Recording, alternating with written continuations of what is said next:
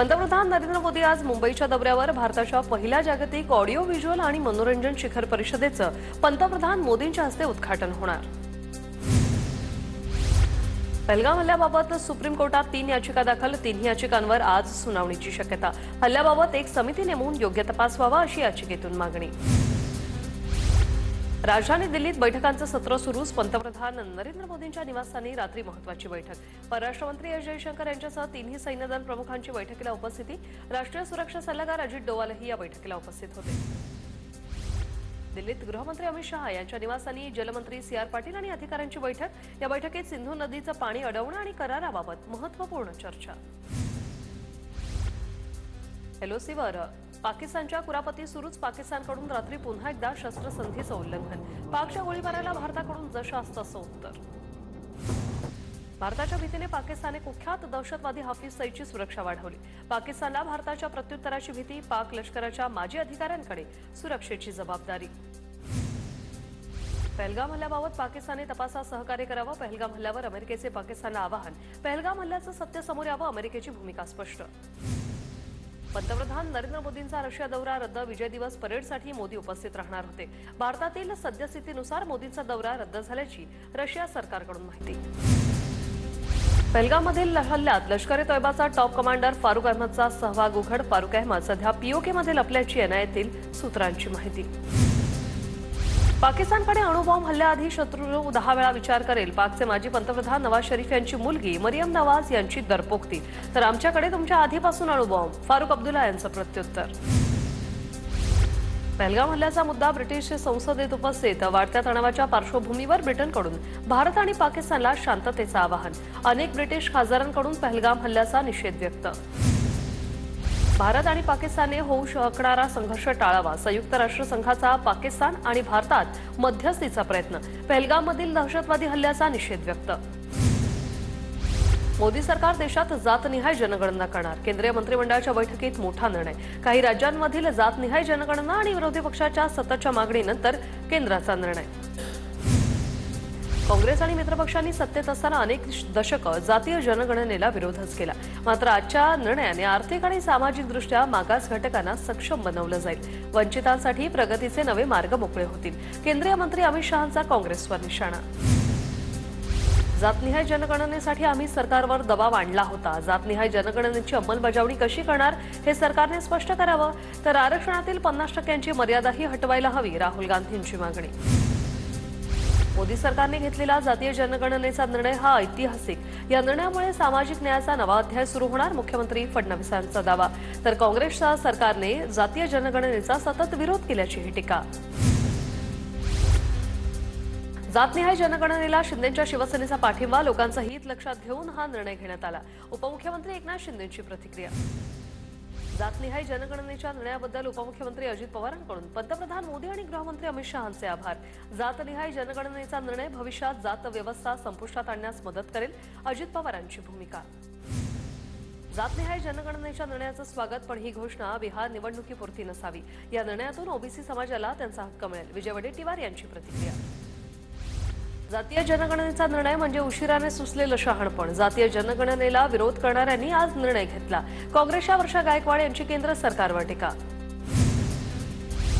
जातनिहाय जनगणनेची मागणी विरोधकांनी केली होती, आमच्या लढ्याला यश आलं, जितेंद्र आव्हाडांची प्रतिक्रिया। पाकिस्तानी लष्करी जवान आणि पाकिस्तानी पोलिसात शाब्दिक चकमक, खैबर पख्तूनख्वाच्या लकी मारवत भागातील हा प्रकार। पोलीस अधिकाऱ्यांच्या पाकिस्तान आर्मीतील अधिकाऱ्यांसोबत वाद। पाकिस्तान नौदलाकडून समुद्र क्षेत्रात परदेशी जहाजांना येण्यास बंदी, नौदलाच्या अभ्यासासाठी समुद्र भागात पाकिस्तानकडून बंदी। 30 एप्रिल ते 2 मे दरम्यान ही बंदी असणार।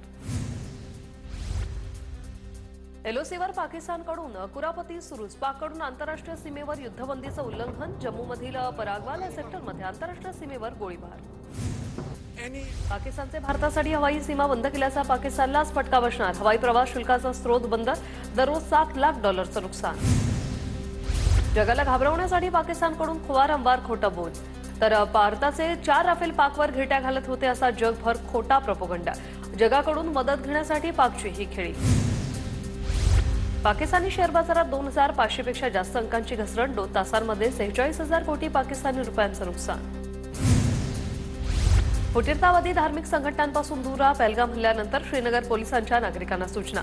इतिहाद उल मुसलमान आवामी ॲक्शन कमिटीच्या कार्यक्रमात न जाण्याच्या सूचना. जम्मू काश्मीरमध्ये एनआयच्या पथकाकडून तपासाला गती. आतापर्यंत 100हून जास्त स्थानिकांची काश्मीर पोलीस, एनआय आणि फॉरेन्सिक टीमकडून चौकशी. आजपासून भारताच्या संरक्षण दलात मोठे बदल. नवीन अधिकारी भारतीय हवाई दल, लष्कर आणि त्रिसेवा कर्मचाऱ्यांमधील महत्वाच्या पदांचा कार्यभार स्वीकारतील. नवीन वरिष्ठ कमांडरची नियुक्ती होणार. पहलगाम हल्ल्यानंतर पंजाब सरकार अलर्ट मोडवर. पाकिस्तान बॉर्डर शेजारी अँटी ड्रोन मिसाईल तैनात. भारतात शस्त्र आणि ड्रग्ज पाठवणाऱ्या ड्रोनकडे लक्ष. बीडच्या वडवणी शहरात छत्रपती शिवाजी महाराज चौकात पहलगाम दहशतवादी हल्ल्याचा निषेध व्यक्त, तर नागरिकांकडून हल्ल्यातील मृत पर्यटकांना श्रद्धांजली वाहिली. मुख्यमंत्री देवेंद्र फडणवीसांकडून मुंबईच्या हुतात्मा चौकात 105 हुतात्म्यांना श्रद्धांजली. महाराष्ट्र दिनी मुख्यमंत्र्यांकडून अभिवादन.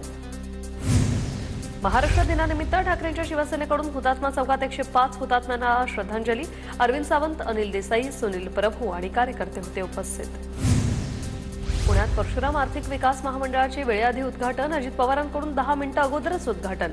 खासदार मेधा कुलकर्णींचा अजितदादांसमोर तक्रारीचा सूर. मेधा कुलकर्णींच्या तक्रारीनंतर अजितदादांकडून पुन्हा उद्घाटन. पुण्यातील सिंहगड उड्डाणपुलाचं लोकार्पण. उपमुख्यमंत्री अजित पवारांच्या हस्ते हे लोकार्पण. उड्डाणपुलामुळे रोज होणाऱ्या वाहतूक कोंडीतून सुटका मिळणार. पंढरपुरात महाराष्ट्र राज्य स्थापना दिनानिमित्त विठ्ठल मंदिराला फुलांची सजावट. विठ्ठल भक्त सचिन चव्हाण परिवाराकडून सजावट करण्यात आली. दर्शनासाठी भाविकांची गर्दी.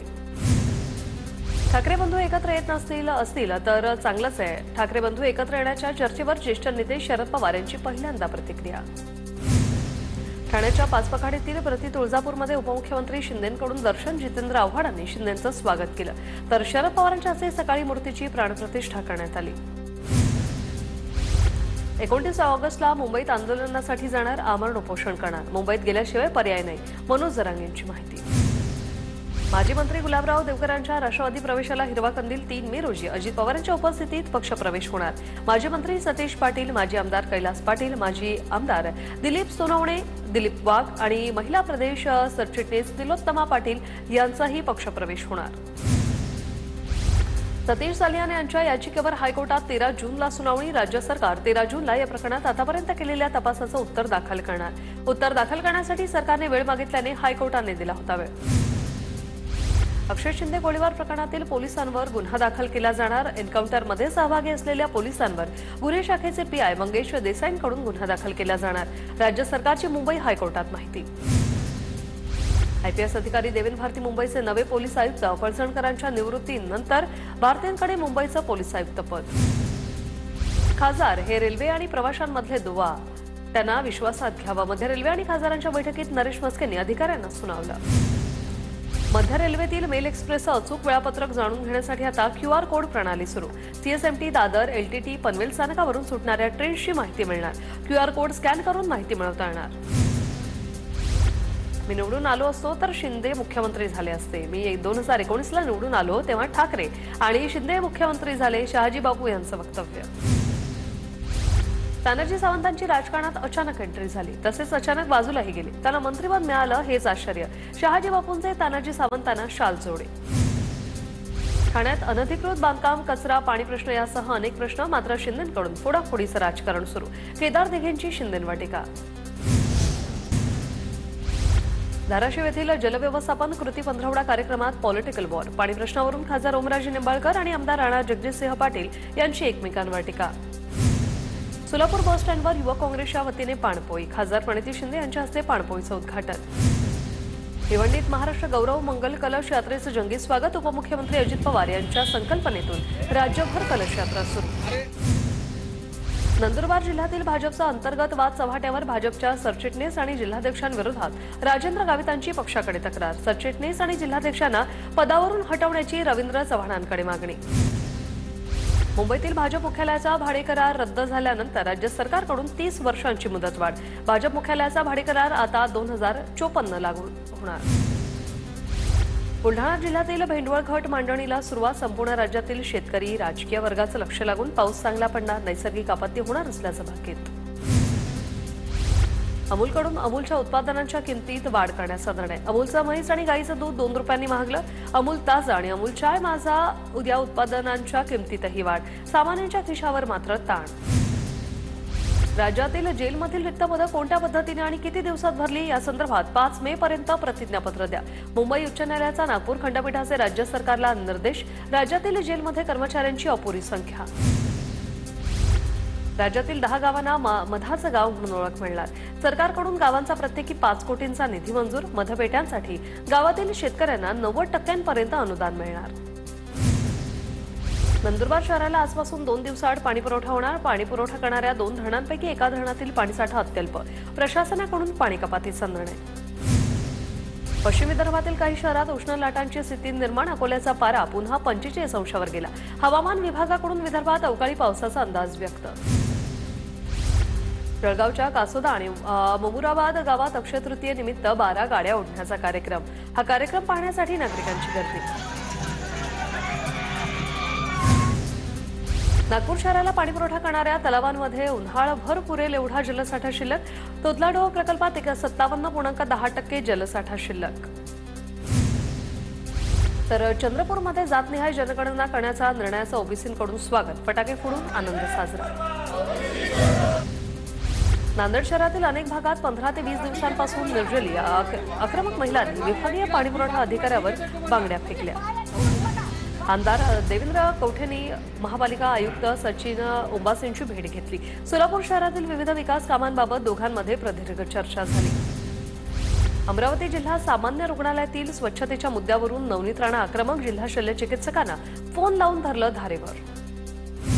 भिवंडीत वक्फ सुधारणा विधेयकाविरोधात बत्तीगुल आंदोलन। मुस्लिम वस्तींचा वीज बंद करून आंदोलनात सहभाग। खोपोलीच्या वडवळ टोलनाक्याजवळ एसटी बसचा अपघात। बस अपघातात चालक जखमी। चालकावर उपचार सुरू। एसटीतील 3 ते 4 प्रवासी किरकोळ जखमी। मे महिन्यात मालमत्ता कर भरल्यास महापालिकेच्या वतीने 16% सूट दिली जाणार। धुळे महापालिकेचे आयुक्त अमिता दगडे पाटील यांची माहिती। अकोल्यात राज्यमंत्री इंद्रनील नाईकांकडून श्री राजराजेश्वराचं दर्शन। नाईकांकडून मंदिरात महाआरती। आमदार संजय खोडके, आमदार अमोल मिटकरींसह कार्यकर्ते उपस्थित। सांगलीच्या शिराळामध्ये गोरक्षनाथ यात्रेनिमित्त कुस्त्यांचं आयोजन। कुस्ती मैदानात महाराष्ट्र केसरी पृथ्वीराज पाटीलने मारली बाजी। कुस्ती पाहण्यासाठी नागरिकांची मोठी गर्दी। बीडच्या माजलगावमध्ये महात्मा बसवेश्वर जयंती उत्साह साजरी। बसवेश्वर जयंतीनिमित्त 11 वृक्षारोपण। मुंबईच्या गोरेगाव पश्चिम लिंक रोडजवळ रिक्षाला भीषण आग। सुदैवानं जीवितहानी नाही। आगीवर नियंत्रण।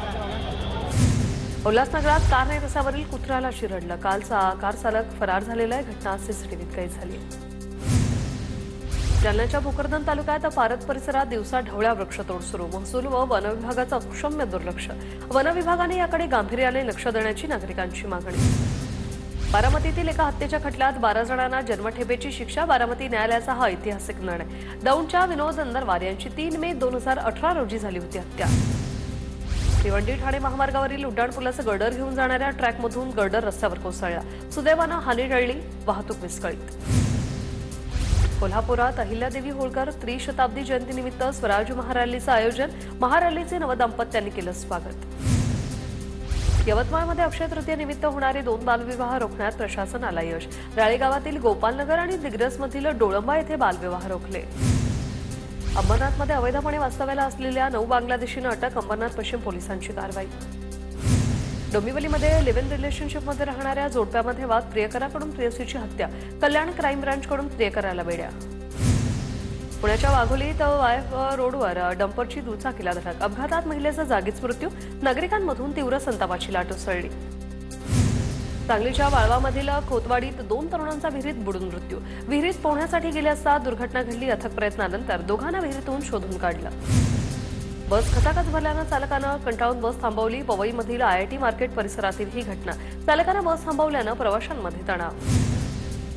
धुळ्याच्या धामण गावातील शेतकऱ्याचा 11 एकरवरील मका जळून खाक। शेतकऱ्याचं 8 लाख रुपयांचं नुकसान। पंचनामा करून भरपाई देण्याची मागणी।